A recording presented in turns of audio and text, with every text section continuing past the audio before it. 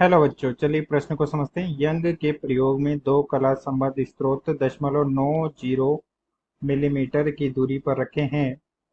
यदि ये काली फ्रिंजें पर्दे के केंद्र से 1 मिलीमीटर की दूरी पर बनाते हों तो एक वर्णी प्रकाश की तरंगदैर्ध्य होगी जब पर्दा 1 मीटर की दूर स्थित है। 60 × 10⁻⁴ सेंटीमीटर, 10 × 10⁻⁴10 × 10⁻⁵ सेंटीमीटर, 6 × 10⁻⁵ हमें बताना है कि एक वर्णी प्रकाश की तरंगदैर्ध्य क्या है। मुख्य अवधारणा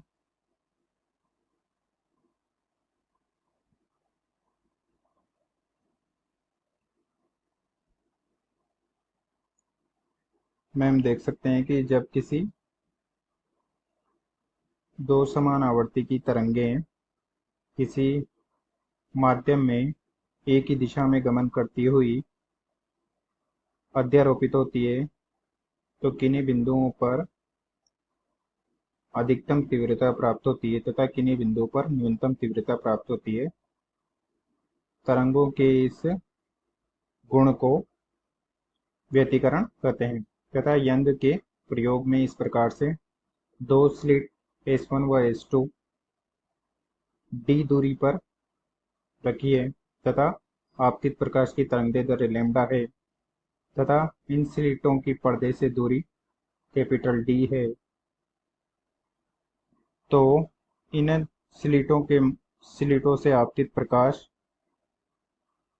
पर्दे पर व्यतिकरण प्रतिरूप इस प्रकार से प्राप्त होता है, जिसका ये केंद्र बिंदु है O तथा इस प्रकार से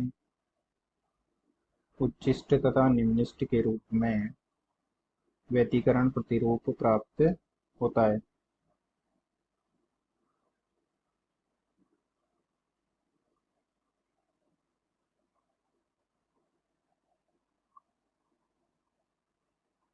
तथा हम देख सकते हैं कि दो क्रमागत उच्चिष्ट या चमकीली लिख सकते हैं, दो क्रमागत चमकीली या काली फ्रिंजों के मध्य की दूरी फ्रिंज चौड़ाई कहलाती है तथा यंग के द्विस्लिट प्रयोग में सभी काली तथा चमकीली फ्रिंजों की चौड़ाई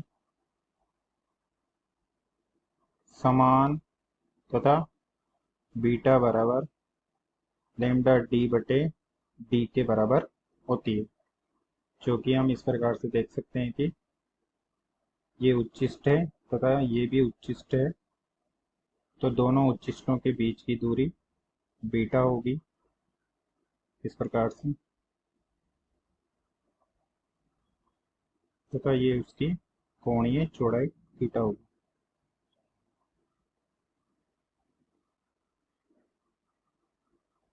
तथा हम देख सकते हैं कि केंद्र बिंदु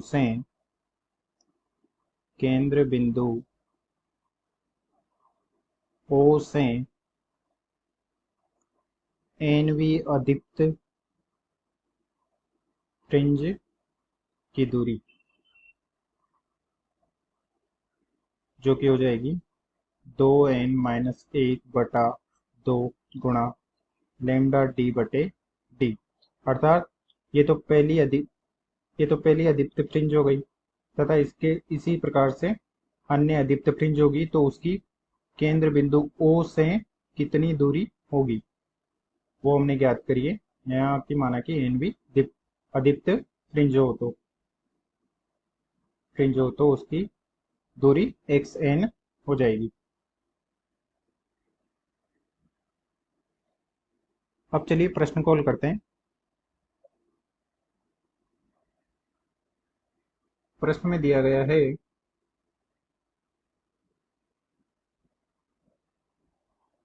दूसरी काली फ्रिंज अर्थात n बराबर 2 के लिए केंद्र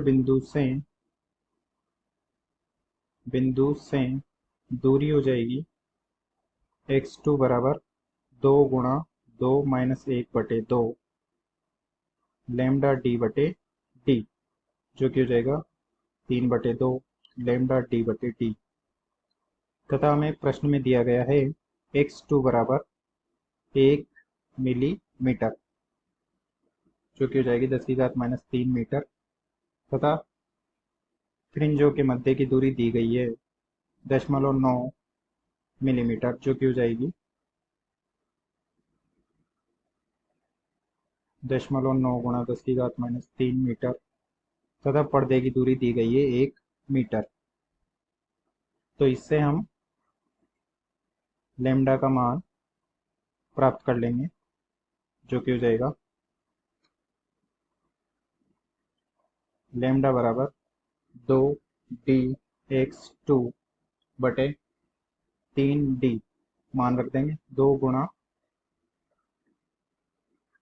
0.9 गुणा 10⁻³ गुणा 10⁻³ बटे 3 गुणा 1, इससे कट जाएगा 0.3 बार, और ये हो जाएगा 0.6 गुणा 10⁻⁶ मीटर, जो कि हो जाएगा 6 गुणा 10⁻⁵ सेंटीमीटर। अतः दिए गए प्रश्न का सही उत्तर विकल्प डी 6 गुणा 10⁻⁵ मीटर सही है। आशा करते हैं आपको समझ में आया होगा। धन्यवाद।